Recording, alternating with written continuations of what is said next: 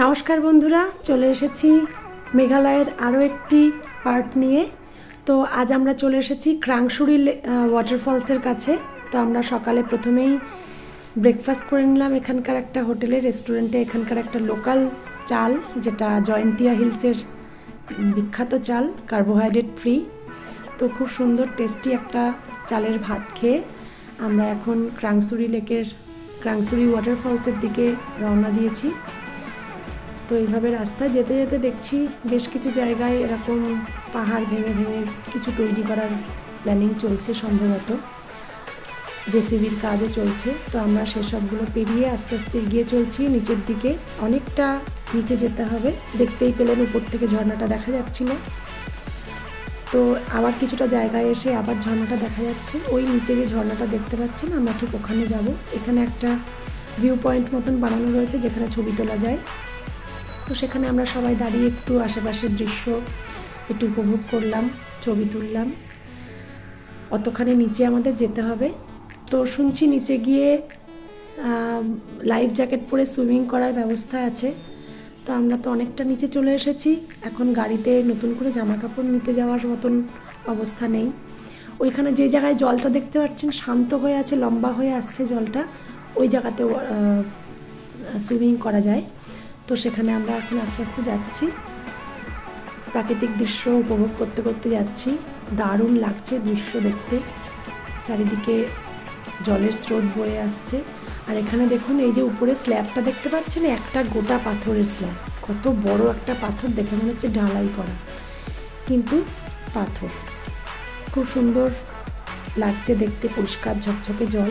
যদিও বর্ষার সময় জলগুলো নিশ্চয়ই বিভৎস অবস্থা হয়, এখানকার অবস্থাগুলো একদম অন্যরকম হয়ে যায়। তো চারিদিকের প্রাকৃতিক দৃশ্য দেখতে দেখতে আমরা এগোচ্ছি। পুরো রাস্তাটাই পাথরের, সিঁড়ি থেকে আরম্ভ করে যা যা স্টেপ আছে প্রত্যেকটাই পাথরের তৈরি। দেখতেই পাচ্ছেন বড় বড় সব পাথর। তো চলে এসেছি আমরা ক্রাংসুরি ওয়াটারফলসের টিকিট কাউন্টারের কাছে। এখান থেকে টিকিট কেটে আমরা আস্তে আস্তে এগোবো। খুব সুন্দর লাগছে দেখতে, আশেপাশের জঙ্গল, এটা সাথে সাথে আবহাওয়া। এখানে লোকেরা হাতের জিনিস তৈরি করছে বসে বসে, দেখতেই পাচ্ছেন প্রত্যেকটা স্টেপ কিন্তু এখানে পাথরের তৈরি। এখানে জলের উপর থেকে যে জল নামছে সেগুলোই পাইপলাইন করে এখানকার গ্রামে সাপ্লাই হয়, আশা করি সেরকম লাগছে দেখতে। এই যে পাইপলাইনগুলো করা রয়েছে, এই পাইপলাইনগুলো দিয়ে নিশ্চয়ই এখানে খাবার জলের সোর্স বা অন্যান্য কিছুর সোর্সও এটার থেকেই আসে। তো এইভাবে আমরা এগিয়ে চলেছি। আশেপাশে কিছু বিল্ডিং রয়েছে, এগুলো আমরা ঠিক জানি না, এখনো কাজ চলছে, কি তৈরি হচ্ছে জানি না। এই যে দেখুন চলে এসেছি।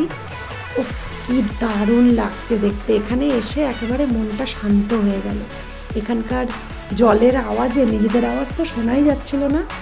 দারুণ সুন্দর একটা জায়গা উপভোগ করতে পারলাম। তারপরেই আমরা চলে আসলাম উপরে, আর একটু কিছু উপরে এখন আমরা সুইমিং করলাম। তো সেখান থেকে আমরা করে আবার বেরিয়ে চলে আসলাম নেক্সট গন্তব্যের দিকে। তো এখানে একটা হোটেলে আমরা দাঁড়িয়েছি খাওয়ার জন্য। হোটেলটার নাম হচ্ছে গোল্ডেন স্পুন ধাবা। তো এই হচ্ছে সেই হোটেল, বেশ সুন্দর দেখতে। রাস্তার উপরে ম্যাক্সিমাম লোকে এখানেই দাঁড়াচ্ছে খাওয়ার জন্য। আমাদের ড্রাইভারও আমাদের এখানেই দাঁড় করালো। খুব সুন্দর জায়গা। তো এখানেও আমরা কেউ মাছ ভাত, কেউ চিকেন ভাত, কেউ নিরামিষ, যার যা পছন্দ সেই অনুযায়ী আমরা অর্ডার করে নিলাম। আমরা এখন বসে আছি অপেক্ষায় কখন খাবার আসবে। ততক্ষণে আশেপাশের একটু দৃশ্য তুলে নেওয়ার চেষ্টা করি। এখানে প্রচুর ওয়ালপেপার টানানো রয়েছে, যেগুলো এখানকারই প্রাকৃতিক দৃশ্য, যেগুলো লোকে দেখতে যায়, সেরকম কিছু ওয়ালপেপার। এটা দেখুন খুব সুন্দর লাগছে দেখতে, বাইরের দৃশ্যটা মনে হচ্ছে যেন এটাও একটা ওয়ালপেপার, কিন্তু এটা বাইরে থেকে মানে ভেতর থেকে বাইরেটা দেখা যাচ্ছে এরকম। দারুণ সুন্দর দেখতে।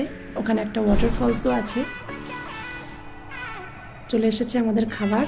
আমরা নিজেদের পছন্দ মতন খাবার চুজ করে নিয়েছি। বেশ ভালোই মেনু ছিল, খারাপ না। আর খাবারের টেস্টও খুব একটা খারাপ ছিল না, একদম নর্মাল যেমন হয়। আবার চলে আসবো নতুন আরেকটি ভিডিও নিয়ে, অপেক্ষা করুন। আজকের মতো বাই বাই।